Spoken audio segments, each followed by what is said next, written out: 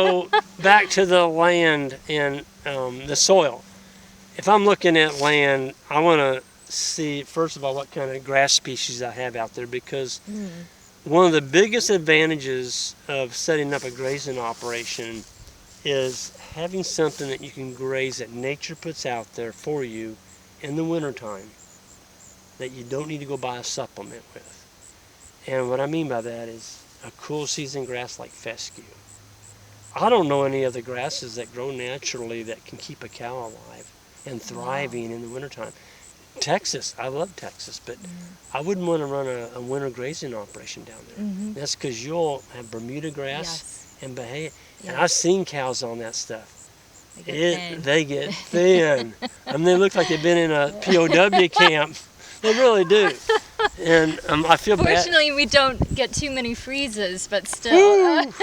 I've seen some poor looking cows down there in the wintertime. But see, on this stuff, all winter long, it's going to keep up there around 7% protein. That's all you need to maintain the cows. And if you do a good job of rotating, it may be as high as 8 or 9%. And I didn't have to plant it. I didn't have to go drill it. I didn't have to fertilize it. My cows are fertilizing my land every day, right out the butt, so they call it butt fertilizer. But back to the soil, Jessica, and the species. If I was going to set up a grazing operation, I'd be looking for rainfall. I'm not going to go to Arizona. I love Arizona. What minimum rainfall? Like which threshold? I would need to be in that 28 to 38 inch at least. Okay. I don't want to go below 28. Here in Missouri for the last 2 years, we've probably been around 20. And it's been tough. I mean, we're still in business and the pastures look good, but we got neighbors that feed hay 8 to 10 months out of the year. Yeah, that's money. That's money coming out of your pocket. Folks, every day that you have to unroll a bale of hay or feed a bale, you're working for the cow. The days that the cows can do this, they're working for you. Yeah, because you didn't have to open up your pocketbook. So it's really a pretty sweet business to be in. So it sounds like there is a sweet spot in terms of grass. There is. What about the actual soil? And if I've heard this before, and I'm not sure what you think about this, but also the types of trees tell you something about the soil. I've heard oftentimes people say pines are indicative of a sandier soil, so maybe that's actually not so ideal. What are your thoughts on that front? Yes, I don't want pine. No pine. No pines. I'll tell you another thing about pines. Of course, they drop needles, and the needles are very acidic. Your soil, if you can keep your soil around 6 to 6.8, it doesn't have to be 7. 7's ideal. But we don't live in an ideal world. We know that. It's got its ups and downs. But if your pH drops down in the 5s, the low 5s, you're not going to make a living. You're not going to make a living on grass, and that's because all you're going to be growing is broomsedge. Broomsedge is what we call poverty grass. It looks like the stems of an old broom, and cows will eat that. They won't eat it, but if you force them to eat it, they'll starve to death. They can have a full belly of broomsedge on a cold day, and they'll fall over and die because there wasn't any protein in it. Yeah, you got to watch that when you buy your hay. Make sure it's not broomsedge. Okay. A lot of people sell broomsedge hay, and if you're going to feed broomsedge, you got to feed them a protein supplement, which would be or an energy. It could be a molasses tub, or feeding them some kind of alfalfa cubes or something, because they're not getting what they need out of that hay. And they can be full. They can look, well, why'd she die? Exactly. She was full of cardboard. So what about a soil report? Let's say you go ahead and you find a property you like. And you go ahead, you take a few samples, you get your spade out, you send that off, and you get a soil report back. How should you interpret those numbers? Well, the number one thing, there's several things. On a soil test report, I'm looking for the phosphorus, the potassium. Those are the two that I'm looking at. I don't care about nitrogen. And they're going to give, you need to put down 100 pounds of nitrogen. Well, I'll put it down with the cow's butt manure, but I'm not buying any from you. So the phosphorus and the potash, I'm looking at that. I'm also looking at the organic matter. and the pH. The pH is going to tell you, if your pH is down to 4.8, you're going to burn the soles off your shoes walking on that ground. That's how hot it is. They call that hot. When the pH is real low, that's called hot soil. It's acidic. It'll just eat your... It's eating things up. It's eating things So up. if you saw that on a soil report, walk away. Well, it depends on the lease. If the guy's going to give me a free lease for 10 years, sign me up. Okay. Sign me up. Okay. The first thing I'm going to do is I'm going to get me some lime. I'm going to put some lime on it. Some calcium limestone. Yep. Neutralize it a little bit. Okay. You put 3 tons of limestone on there.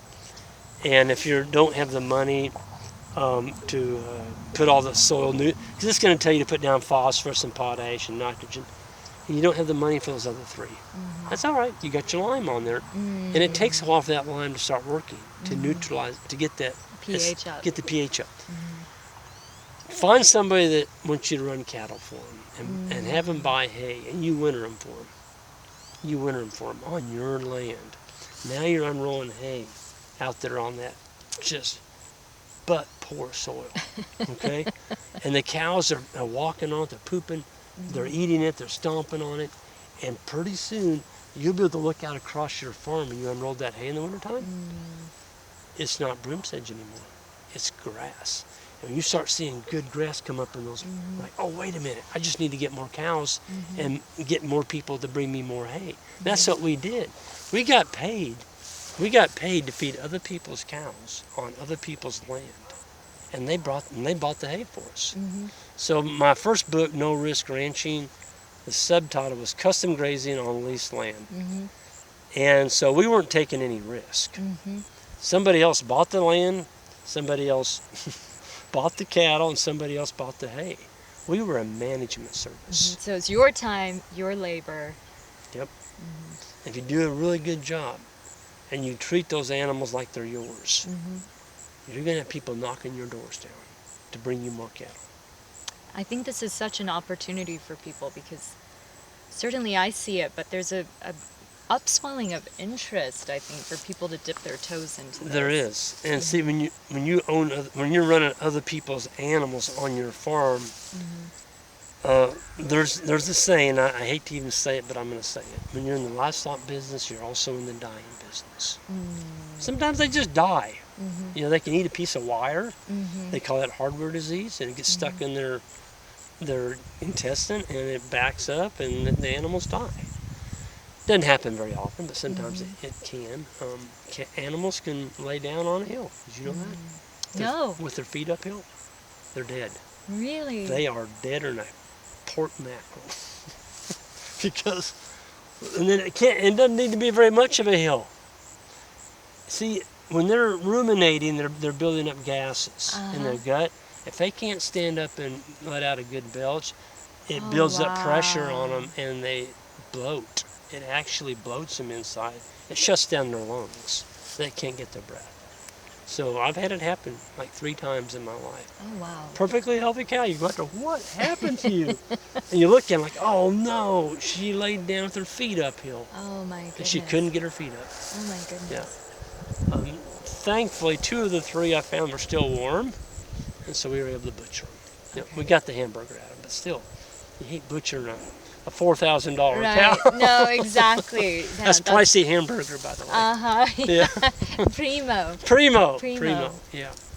But no, it's I think back to the soil test. Get your lime down if you got a really low pH. If it comes back and your pH is at 6, you can work with that. You don't need to do anything. I would. What's the target pH in your opinion? 6.6 to 6.8. Okay. I'm never going to try and get to 7. Okay. Because it'll break you. But here's the thing, Jessica. I want to make this clear. When you're in the grazing business, you're not removing nutrients like you are with corn, soybeans, hay. When you go out here and mow this all off and roll it up in a big round bale and bring it off the field, you're transferring a lot of nutrients off that farm. So, big advantage that we don't put up any hay on our farm. We have hay contractors in the area. That's what they do. They don't even own any livestock. They just bale hay. And so we are their customers. We let them do it.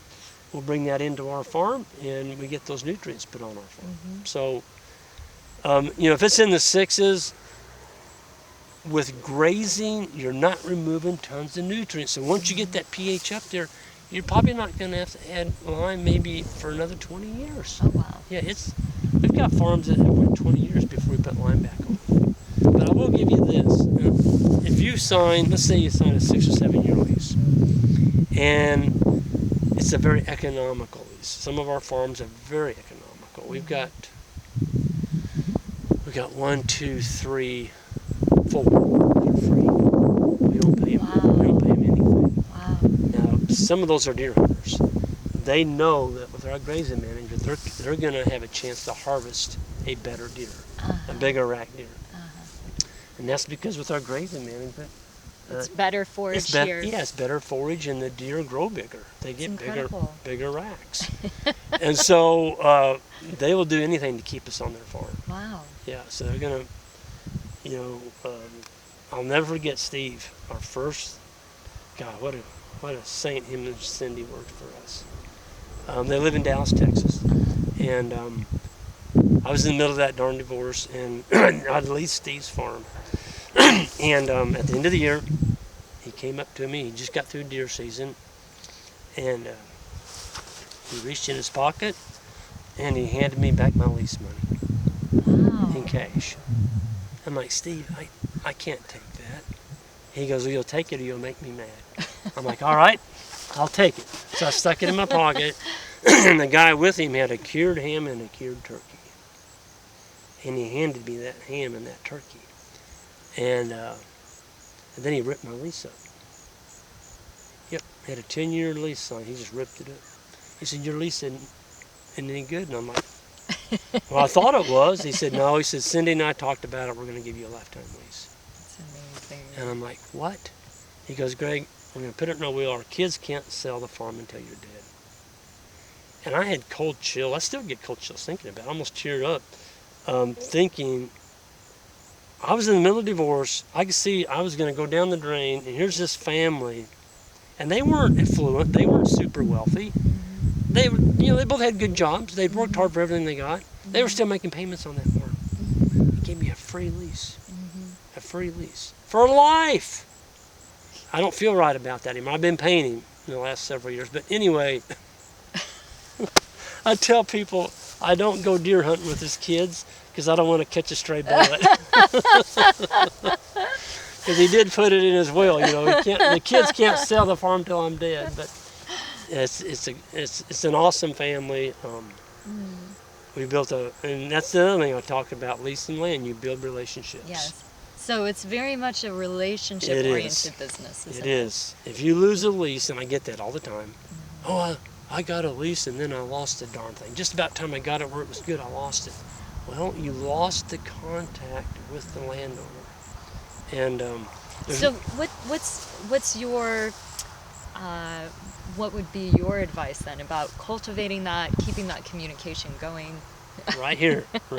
There's no need not to keep contact with the landowner today. With the technology we got, you got to remember, they're working in town, out of state. All of our landowners are they don't live on the farms.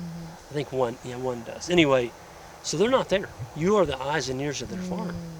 And I would, Steve he'd call me from State Farm in Dallas. He's in this great big old building. He's like, what are you doing, Greg? Well, I'm out moving the cows. He goes, you dirty dog. And he goes, Greg, you don't understand. He said, Cindy and I, we know that you and Jan are the eyes and ears of our farm. Yes. And we know there's not somebody out there trespassing on it. We feel good that our farm's being looked after. And we come up and see it, they're like, oh my gosh, look at this. It's better than it was last time we saw it. And so I think the thing that you want to do, if you're lucky enough to get onto a lease, treat it like you own it or better. Our lease farms look better than my own farms. As far as brush encroachment, I'm working on them all the time. I was working on one this morning when I went to move the bulls. I was out there. There were some autumn ollies. They're trying to take over the pasture. I got him, because he likes that. So you need to, every landowner's different. You need to find out when you go to talk to them what's important to them. Is it important that it looks like at least once a summer you need to mow it off so it looks pretty? I don't like doing that, but I will. If that's the only way I can keep the lease. I'll mow it off once a year, but it's going to be in July. I'm not going to do it in the spring because I'm mowing down good grass. And I'm sure not going to do it this time of year because I'm mowing down thousands of dollars worth of green. Exactly. Going into wintertime. Yeah, going in the wintertime. And there's people in here that do it. Isn't that remarkable? That's how they keep on the leases. They mow it off like a yard in the fall. I'm like, what are you doing? You just mowed down $100,000 worth of grass out there. But he does it. He does it, and people love it because it looks pretty. So you got to groom your landowners. Give you an example. The new farm we just got, it's our second oldest farm we just got. Got it in December last year, and so it was July. He calls me up. Greg, notice there's a lot of this ironweed stuff sticking up out here, and some horse weeds, and it looks a little bit unkept, And I'm like, yeah. I said, isn't that cool? I said, you see all the butterflies out there and the bees that are sucking the nectar out? And his wife is like, pollinators? Oh. Pollinators? Yeah. I said, look at that. It's the pollinator heaven out there. And they tried to put in a pollinator plot. Oh, wow. None of it came up. Wow. I said, look at your farm. It's covered with all these blossoms out there. And this winter, all those got good hard seed on it. The little birds are going to have something to eat out there on top of the snow. And she's like, don't mow it. But this is so fascinating because it really is about educating people It is. at the end of the day. It is. It is. And so everybody has an opportunity maybe to be a bit of an ambassador. Yeah.